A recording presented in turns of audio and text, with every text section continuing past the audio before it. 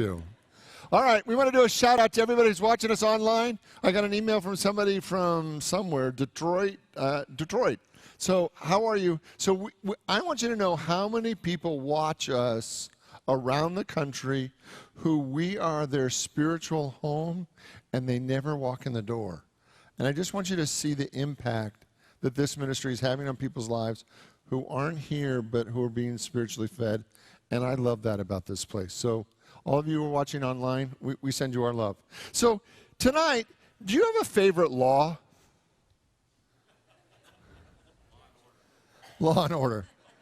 Now, I'm kind of a political junkie. I mean, I love looking at the way our system works. And I know that a lot of people don't think it works at all, right?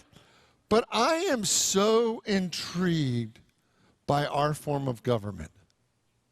Now, are there problems? Absolutely. But it's an amazing process. So if you had to pick a favorite law, do you have one? I do. I love that in this country there's a thing called double jeopardy, where they can't try you for the same crime more than once. I love that. Not that it ever applies to me. There was just that one unfortunate arrest, but other than that, it didn't stick. But, I just love that about our country, right? And if you don't have a favorite law, is there a favorite law that you would like to have? Okay, there's the law of prosperity. She's going spiritual law right off the top, right? So what I want you to think about tonight is our country was actually founded on spiritual principles. It just was. It was the greatest spiritual understanding that we'd ever created up to that point, right? So what is the supreme law of our land? Ooh, I love it. You like civics too, all right? Right? So the supreme law of our land is the Constitution, right? Now, what was unique about the Constitution? Oh, you guys, come on, I'm just going to go there. What was unique about the Constitution? First 10 were called the Bill of Rights. And why was that different?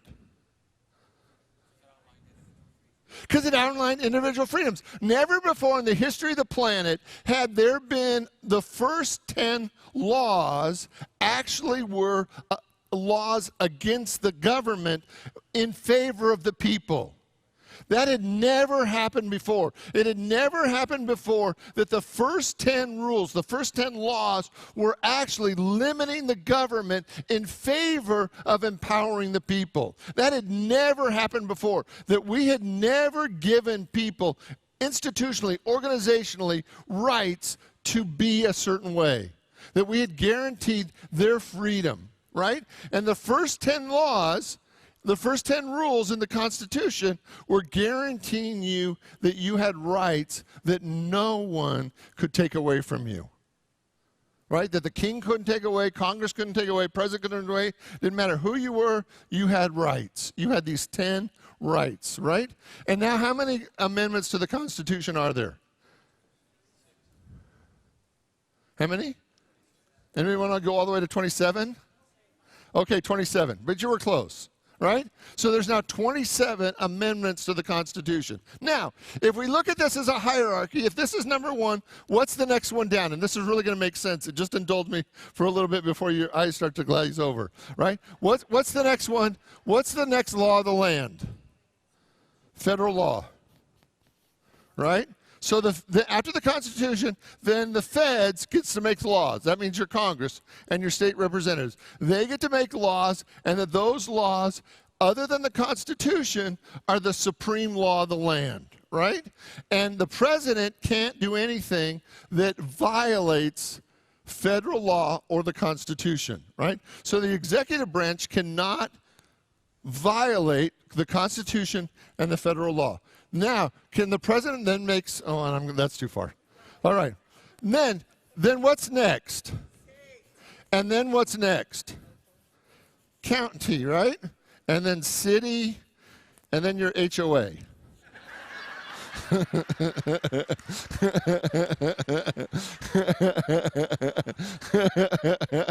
Right? Right? And even your HOA cannot violate the Constitution. Right? But there's a hierarchy of laws, right? And so every lower organization cannot violate the laws ahead of it. Right? So your state, your county, your city, your HOA cannot violate your Constitution. Right? No matter how many great ideas, how many things you read on the news, the state, the county, the city, they cannot violate your Bill of Rights.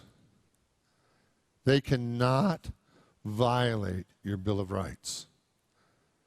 And as a nation, we believe that there's a hierarchy to those rules and obligations.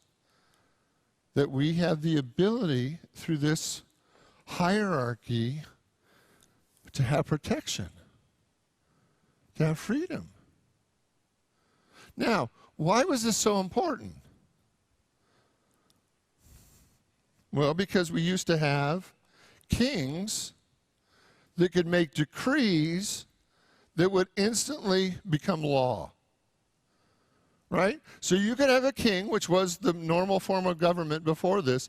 You could have a king that would make a decree, and the moment he spoke the word, that decree applied to whoever it applied, whether it was taxation, whatever the rule, whatever the whim of the king at the time, that instantly was the rule of law.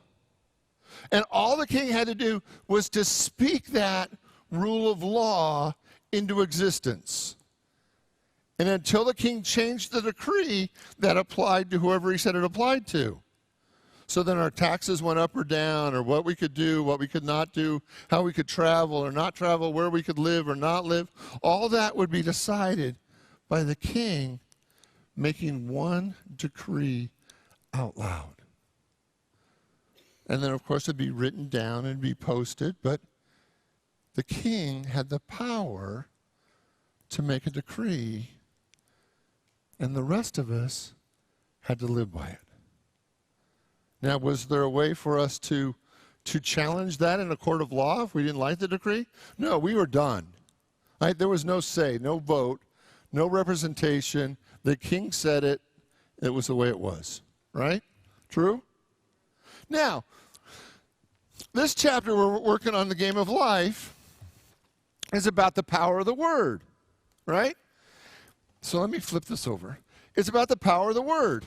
And one of the things that she talks about in the very first chapter, and if you've got your book with you, I want you to read with me. It says, a person knowing the power of the word becomes very careful in his conversation.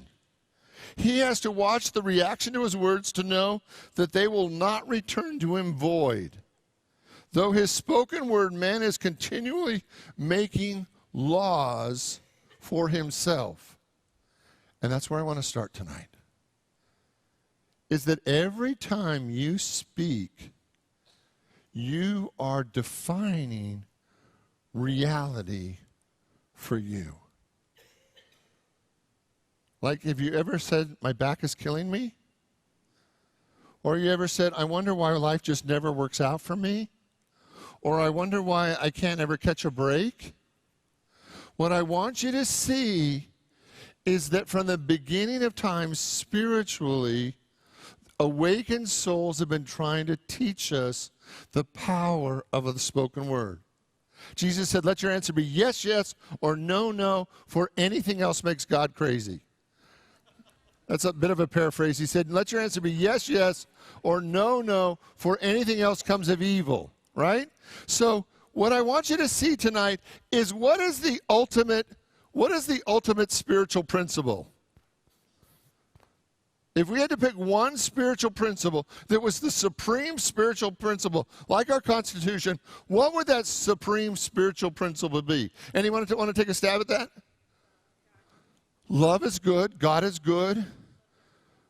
Love God with all your heart. Yes, always a good idea, right? First commandment. But the number one spiritual principle is, as you give, so shall you receive. And there's many ways that we say that, right? But the number one spiritual principle is that the inner as you give, so shall receive, creates the outer.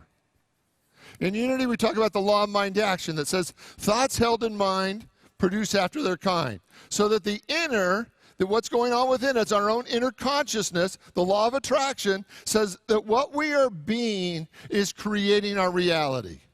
Now, do you have to agree with that? No. But it's spiritual law, right? You don't ever have to like it. You can resist it and hate it and think it should not apply to you all you want. It's like gravity. Does gravity care if you believe in it? Right? And it's just a good thing to know that if you throw a boulder in the air, get out of the way. Because and when the boulder comes back and hits you in the head, it doesn't say I'm hitting you because you're not a nice person. Or I don't like your shoes. Right? The boulder comes down because it's law. Gravity is a law. And the same is true for this law, that as you give, so shall you receive. That what you put out, what you sow, you also reap. Who you are speaks so loudly that I can't hear what you're saying. Right? So the inner creates the outer. Thoughts held in mind produce after their kind. But what I want you to see tonight, and this is where it gets exciting, that after this spiritual law, you get to write all the other laws that apply to your life. I want you to really think about that. You get to decide how everything works. You get to decide, are you blessed or are you not blessed? Do you catch a break or not catch a break? Do people treat you good or bad? You get to decide how the universe responds to you by the laws, and the number one way you do that is you shall decree a thing. If we go into Job, you shall decree a thing and it will be established unto you. I want you to hear that. You shall decree a thing and it will be established unto you.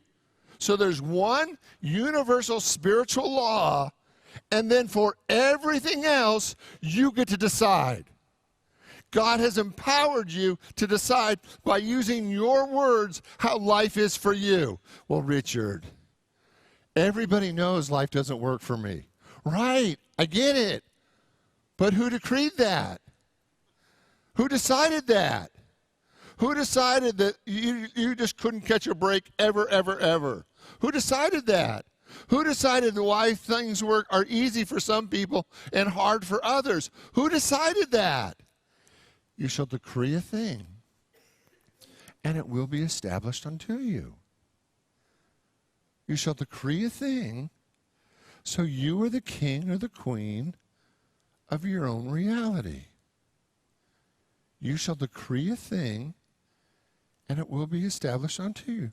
Let your answer be yes, yes, or no, no. So be consistent with what you decree, for by the way you decree it, it is established unto you.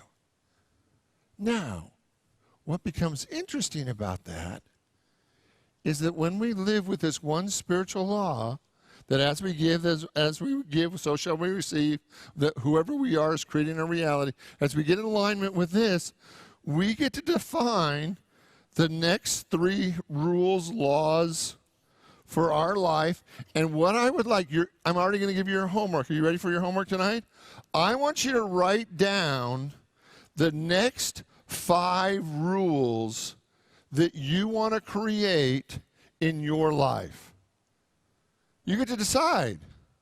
Does money come to you easily, or does it just take forever to earn a buck? Right?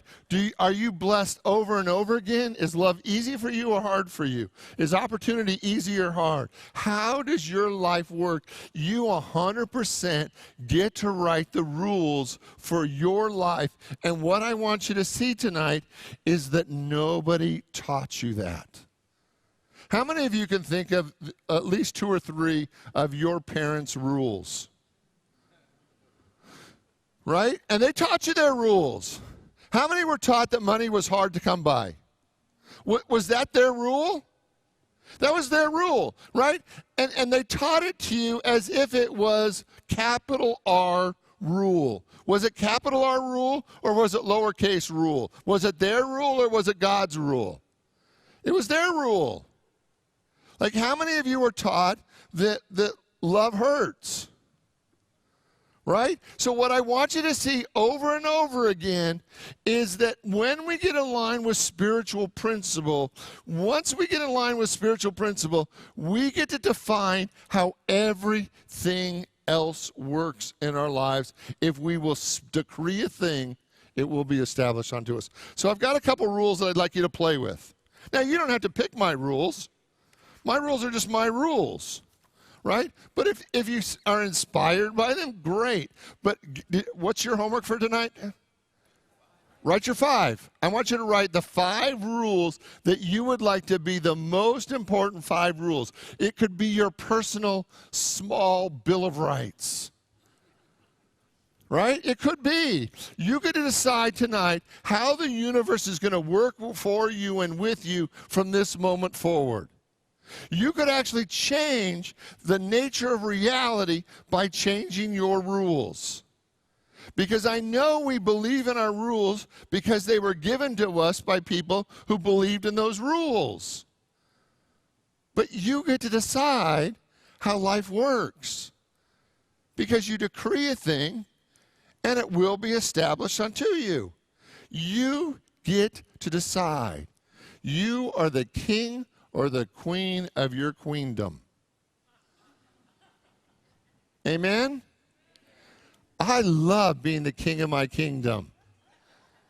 Will you say that with me? I love being the king of my queendom, or my kingdom. Depends on how I'm feeling that day. Okay, you ready? Here are my 5 rules, and you don't have to take them, but I just invite you to look at them and see if they inspire you for your rules. Rule number 1. I am wide awake and I know my divine self. 2, everything I need is always provided instantly. 3, love is the only power in my life and I love all people and all people love me. 4, I am divinely blessed and everything works out for me. Number 5, life is so much fun. Right? Now, you may think, oh, Richard, those are terrible rules. Right? But then write your own. Right? Just write your own. See, I'm not trying to sell you on anything other than taking authority over your life. How many of you have ever felt like everybody in your life had more control over your life than you did? Right? And what I want you to see tonight is that you actually get to decide the rules that you live by. What if you decided that money was easy? What if you decided that you never had to be disappointed again? What if you decided that your body just gets to be healthier and healthier as you get older? What if you decided you just got better looking with age? How much fun would that be, right? What if you got to decide everything? And the only catch was you had to decree it. You had to speak it into existence. Because by your words, Jesus said, you are justified. Or by your words, you are condemned. Now, that doesn't sound like a happy thought. Right? But what I want you to see is it is the key to unlocking an unlimited life. An unlimited life. By your words you are justified, or by your words you are condemned. That you have the power through the spoken word to decree a thing, to establish a thing, to make the rules for your life, and that life will, and that's the thing about physics. The more we go into quantum physics, the more the life responds to us the way we believe it will. Whether it's a wave or a particle, in quantum physics, it responds to us the way we believe it's going to respond to us. That life responds to us through the power of the spoken word. So here's your homework tonight. I want you to be an intentional ruler of your life. How many of you can think of the times when you've been an unconscious ruler of your life? I want you to be a conscious ruler of your life. And what I'm asking you to do tonight is to write down what you would like the 5 primary rules to be for your existence. For your existence. For how you show up, how life shows up, how your life works. There's only one thing you can't violate. Is as you give, so shall you receive. As we are in consciousness, so we are in manifestation. That the inner consciousness creates the outer experience. But other than that, you get to decide. You get to completely decide. How many of you know that you've had a law or a rule working in your life that completely just kind of made your life more than difficult? Right? How many of you want to impeach the person that gave you that law? Right? And how many times did you just willingly accept the law thinking you had to, that that's the way it was? Tonight, I'm asking you to become 100% conscious. Now, say you want 6 rules. Okay, we'll let you have 6. Say you want to go all the way up to 10. Okay, you can have 10. But sometimes when I ask you to do 10 things, people complain. Not that that bothers me too much, but sometimes they do. So here's the deal. If you could create the 5 foundational laws or rules of your life, if you got to be so bold, so outrageously wise, that you got to decide how reality worked for you, what would you decide? And would you have the courage to put that in writing and really live into it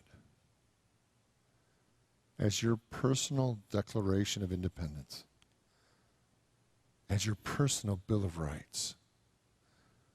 What if you wrote these 5 things down and you decided that they were your spiritual Bill of Rights? That you had a right to be loved or prospered or happy or have life work or be easier than it's ever been before.